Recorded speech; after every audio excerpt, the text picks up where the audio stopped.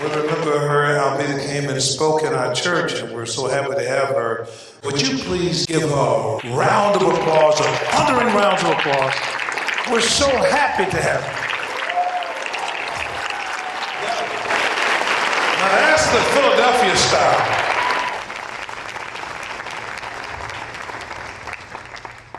So, one of the questions, I did a lot of research on her. There were things I didn't know about her. There's probably more she doesn't know about me. One of the questions I wanted to know, you became a Christian at 32. How did that happen? Could you tell us a little bit of that testimony and what brought you to the Lord? Growing up in the family you grew up, it was like Ruth Graham, she struggled too. So you just assume if you're Billy Graham's daughter and Martin Luther King's niece, you're going to be a Christian. It doesn't always happen that way. Could you tell us about that? Let me say this real fast. So it's such a joy to be here with Sarah and her husband. She's delightful. She's funny. I don't know if you can handle both of us up here at the same time. But and to see Pastor Lusk and his family, that's such a joy, too, because I met him a long time ago when they started. But in 1983, I was an actress, songwriter, and all those kinds of things, very popular. I was married to a wealthy physician, and you thought I had everything. I was on top of the world. But I had 2 secret abortions and a miscarriage and all of that. And I was married and had been elected to political office and all of that. And I went to work at a college, Atlanta, it's now Atlanta Metropolitan College. And there was a woman there, Sarah, who carried a big book in a binder, and it had a big cross on it. I didn't have enough sense to know it was the Bible back then. And they said, don't talk to her. Don't talk to that lady. She's a fanatic. So in those days, if you told me not to do it, that's the first thing I was going to do. So the lady was an apologist, and she led me to Christ using that Bible. And every question I asked her, she was able. And I had grown up in church and all of that, and preacher, daddy preacher, granddaddy preacher, uncle. But I was sitting on the front row singing in the choir on my way to hell. That's exactly how it was. So when she led me with the sinner's prayer, Romans 10:9, I became a born-again Christian.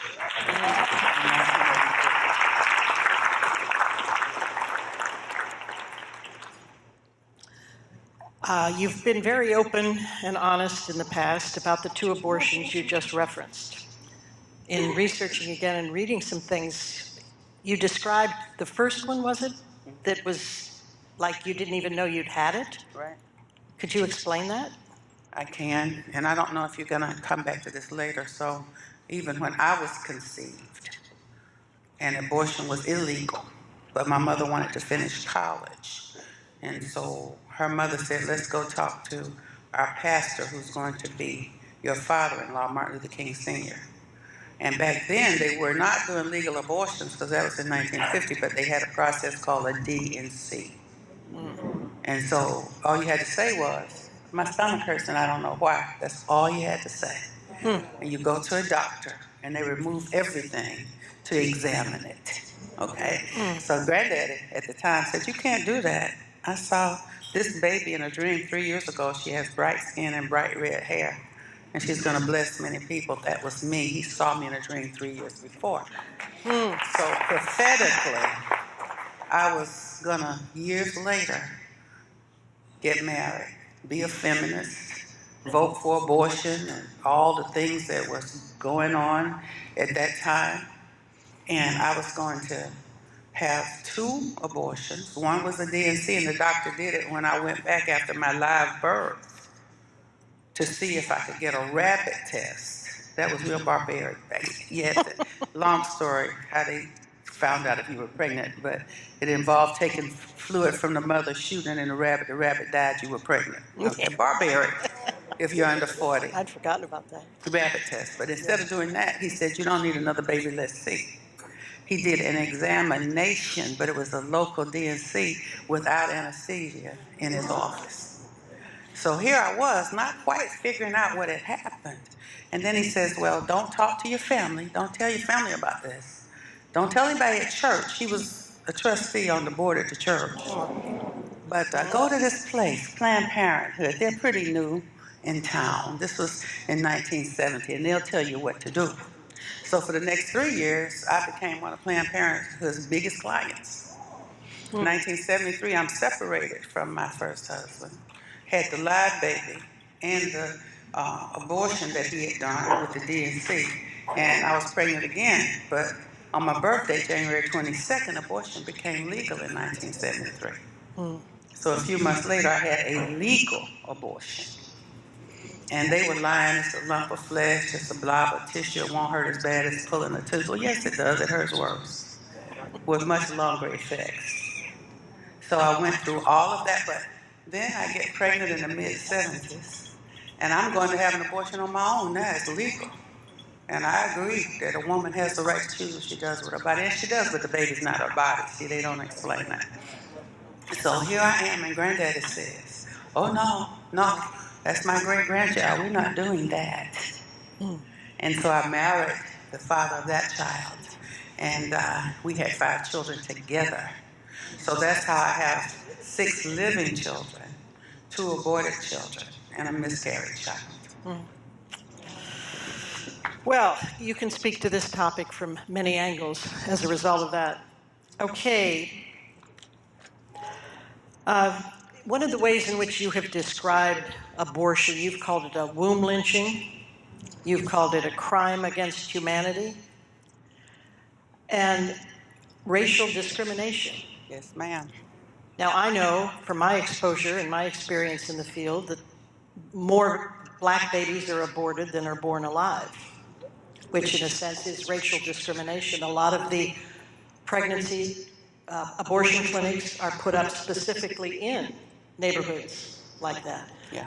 How can we turn that tide? Is there any way to turn the tide? Because like we said in our video, a mother and daughter come in at the same time, 30 and 15, pregnant at the same time. Is there a way to break the cycle? You are a super investigative reporter. I want to mention that. And your questions I'll put that on my are resume. so good. But when we look at this, and right now, and it's kind of in the news, somebody is saying that we have to have abortion for population control. But see, a long time ago, they wouldn't say that out loud. It would be a secret. Yeah. You have the Office of Population Affairs. You have the Monahan Report, and all that kind of thing. And so, Mark Sanger, who founded Planned Parenthood, colored people are like weeds. They need to be exterminated, but we don't want that word to get out. So let's give grants and awards and that kind of thing, and get their leaders used to talking about it. And they'll take care of their own people. So that's kind of what happened to us. And I was a victim of that as well, until I became born again in '83, and I began to confess my sins and to ask God to forgive me as I forgave others. Yeah. I'm assuming, right or wrong, that the majority of the people sitting here tonight have a heart for this ministry, have a heart for the unborn. And I'm assuming all of you belong to or attend a church on a regular basis. How can we, Alveda, how can we as Christians, black, white, and everything else, how can we actively help in a very practical way? We can pray, we can write checks, we can do all of that. We have to do that. We have to do That's that. the beginning. But yeah, after we begin, then what? Well, that's why Pastor loves here. I met him, and I found out about the Hope Center. It was one of the first pregnancy care centers I knew about. And it was in the African American community, and it was a big work that he was accomplishing. And so, one first you pray, and then you attend an event like this. When they ask you to write a check, write the biggest one you can. But then they're going to say, don't forget about us. And every month, put us on, let it come out of your debit or your credit, however that works. And remember us, and then come and visit us, and volunteer, and bring things for the families there. And certainly you always want to vote for life. It's the weirdest thing. We love Jesus, we love the Word, and we're going to go vote for abortion. I still can't figure that out. It doesn't compute. So you pray, you give, you volunteer, you vote, and you still teach people there's a better way. Give them real choices, real choices. When she said we need to pray and write a check, I'm going to put in a plug now. We are going to ask you for money later. I'm going to say this because the person that's going to ask you is a lot nicer than I am. But whatever number you have in your head, add a 0 to it. Just 1 0. That's all. Okay. How can the, go ahead.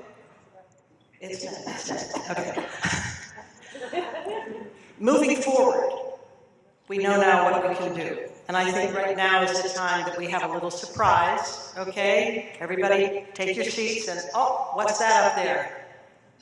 Okay. Anybody recognize anybody on that? The second person from the top on the left is Reverend Dr. Herbert Lusk. I'm going to ask him to stand up. Come on, stand up, stand up. Come on, Herb.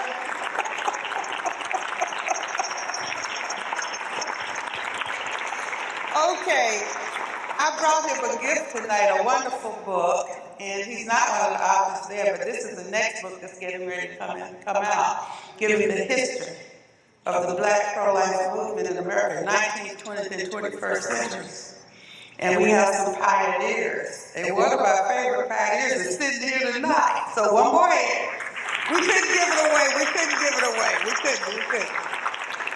And so in the book, it'll talk about many things that happened, but Tony Evans, Herbert Lusk, Daphne Nicely, and Barbara Thomas are some of the pioneers that fought very hard to bring these services to the African American community.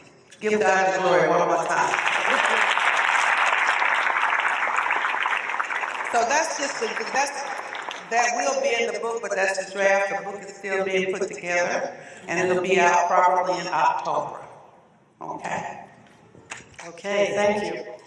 And thank you, Herb, for all you do.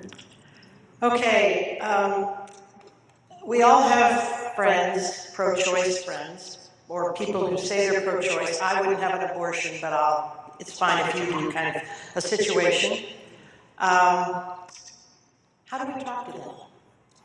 Somebody asked me that on the radio the other day. Well, you've had abortions, so aren't you a hypocrite telling people don't get abortions? Mm-hmm. I said, my God, they hurt me. They wounded me. They hurt my body, gave me the risk of breast cancer, cervical cancer, depression. All that comes with that. I said, my babies are not here. They already have them, but they're not here. And it hurt me. So if I can tell the truth and say to women, if I can tell the truth and say to daddies who regret the lost fatherhood, if I can help one person not hurt the way I hurt, then it's worth it. And that's why.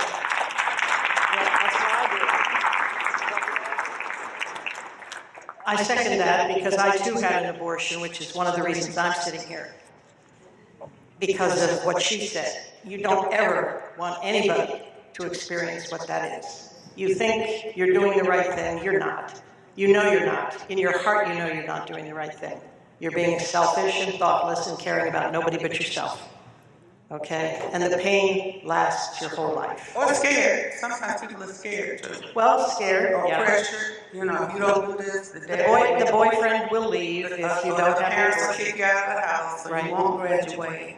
Right. But that's what we're here for. There are options. There is a better way. There is a choice.